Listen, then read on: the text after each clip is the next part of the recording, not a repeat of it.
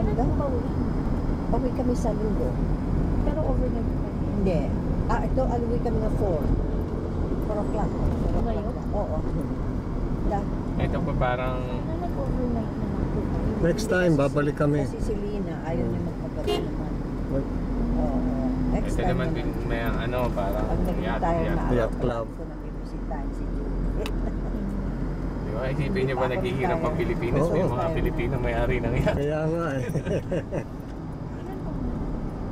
Ako, wala ako. Ito po dating ano, swamp. Mm. Parang ano to, flood catch basin ng Olongapo. Kaya kami nagbabaha kasi tinabunan to. Ah. Wala pa. Pero ang return naman, parang to give way to progress. Ah. Maraming factories dyan, maraming naka-employed na taga Olongapo. Ako naman, iba ang Parang tens of thousands meron dito.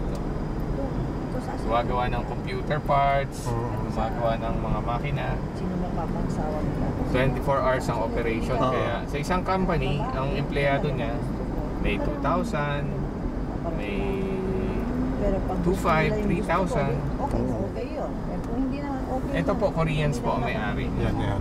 Pero itong mga buildings na ito, Existing po, yan. Basta pag may number, Basta may number. ibig sabihin, dati yan, dating building ng ano. Nakano. makakaroon.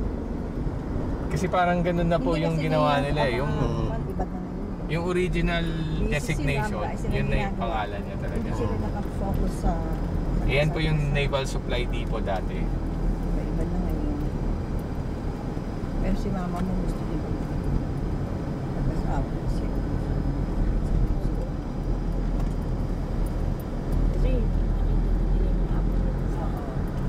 Ilan anak mo? Bali ano po, bago lang din. May pure gold na rin dito. Basta ano, at least meron ka naman. Huwag kang masyadong stress. It will come. Ayan po, Ako di yung ba? bunso ko. Tingnan nyo. Okay? In the middle of the street, saka kayo makakita na may barko. Ayan o, barko. Four na ako na Sa gitna ng dahan. May pag-asa ng 44 hours. Ay, naku.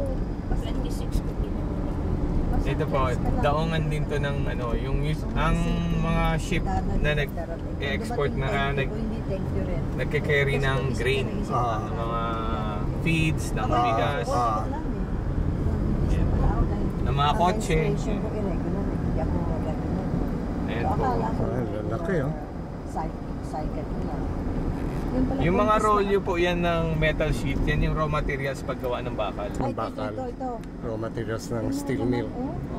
Yan, imported yan. Ito po mga original buildings ng Navy. Yeah, Basta yeah. may number yan. Basta may number. Ang ganda, tingnan mo naman, Tapos ito, ginawa nila ang picnic grove. Pwede Diyan po rito. kami minsan nagpipigil na yun.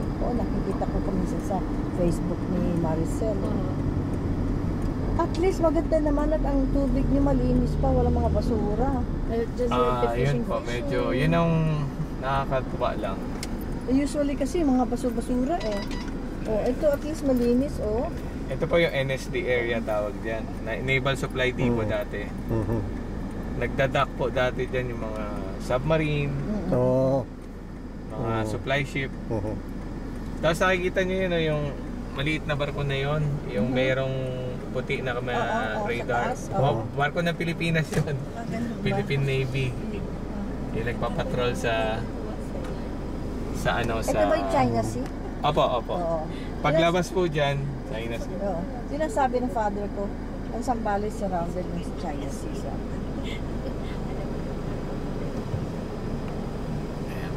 Nice. Ang mga hobby ng mga tao dito, mga tumatambay dito yung mga nagfi-fishing. Oo, fishing. Marami pang nagfi-fishing dito eh. Mabuti mo na nagtatapon ng basura. That's good. Naano na rin po nung panahon si Gordon din, nung panahon niya kasi bawal magtapon ng basura, malaking fine eh. Miski na nung panahon pa yun. Basta bigyan mo lang ng malaking fine tapos reinforce mo, susunod yung mga tao. Takot sila sa fine. Hindi sila takot makulong eh, takot sila sa fine. Sa kulong sila, papakanin sila. Oo. Isipin mo pag na-confine sila, libre Libre lahat. pagkain, libre. Pag na-fine sila. Ito po dati. Nanggagaling sa kanilang bulsa. Ito, mga oil yan. Oil depot. Mga ine-export na oil dito dinadala. Pero before po, dito may malaking bundok. Malaking bundok na bato. Oh, bato. Inalis nila. Inalis nila. Ituturo ko po sa inyo kung saan nila nilagay. Ito ba dati ng yan? Tapos karamihan ng mga tank farm nila nasa ilalim ng golf course. Dahil noon, di ba, inisip nila papagbombahin, hindi makita yung mga oil nila nasa ilalim ng lupa. Meron siyang connecting pipe from Subic going to Clark. Naka-underground.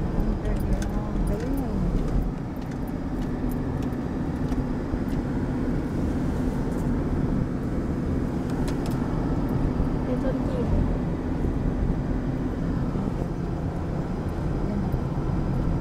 Ito, uso rin sa amin to yung mga second hand, Second year pa. Second hand, ano? 18. heavy equipments for auction in auction. Sa atin, ginamura. Ang ginagawa ko dyan, yung halimbawa may project kayo rito sa Subic, bibili na lang kayo ng gamit yan. Gamit. Oo. Pagkatapos mo, pwede mo libenta dyan. Pwede mo ulit benta dyan. Natandaan ko itong street na ito. Sister ko, naitago niya yung picture ng Parang kapatid. pangalawa ko lang beses ito makapasok Mother ko, dito. yes. Pero Mother yung ko, first time, si Guring ang mother ko. Guring, 30, mga 40 years na. Lita, Calvo, Dati nagtrabaho ko sa Monarch. Oo. Dito kami bumibili ng mga malalaking heavy equipment. Dahil panggawa ng Pantabangan Dam. Yung mga dump trucks na malalaki, talagang dito. Tapos uwi namin sa Manila. Kaya itong street na ito parang familiar eh. Pantabangan sa Sa Nueva Ecija. Nueva Ecija, oo. Nueva Ecija. Sa mga Pilipino.